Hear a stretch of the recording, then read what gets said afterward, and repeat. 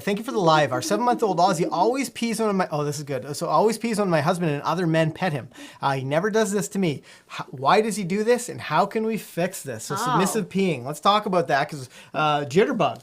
A dog that you guys might really not know if you watched our vlogs. I don't know if how many of you guys know we did vlogs. We did daily vlogs for a long time.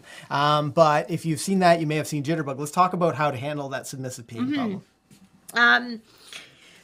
Lots of times dogs will what we call submissively eliminate because the dogs are, you know, a little bit intimidated or overexcited and they end up piddling a little bit. Honestly, most dogs don't even know that they're doing it. So it's not something that we would ever suggest that you would correct or address like you would if they were, you know, full-fledged, you know, peeing on your carpet or things like that. But there are a couple things that you can do to make it a little bit easier for the puppy. Number one, try to suggest to the people who are greeting your dog to do it in a very calm and sort of unassuming manner. Also avoid having those people do a lot of bending over top of the puppy, especially too if it's men.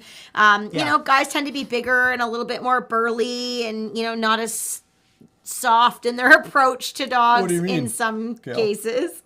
And that can be a little bit intimidating for some dogs. If you see a big guy, you know, with big hands, you know, coming over top. So that can be a little bit much. So having them just sort of keep upright, even turn their body a little bit and expose their hand, or for some dogs, just get down a little bit lower without leaning.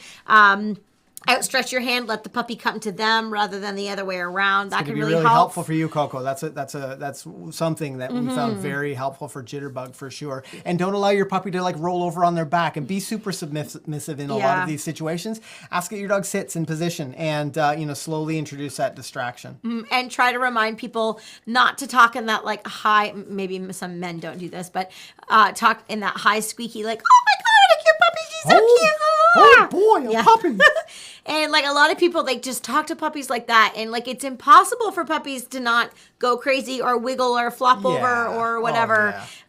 So just be calm. Be calm, allow the puppy to have a brain. And, you know, a lot of dogs do naturally get better with submissive elimination as they get older, but there's lots of things you can do to help them now. Now you've just watched some content from our main channel, McCann Dog Training. And if you'd like some more training information on this topic, click that card right there. If this is your first time on our Clips channel and you really enjoy the short form content, make sure you subscribe. Hit that button right there. On that note, I'm Ken. Happy training.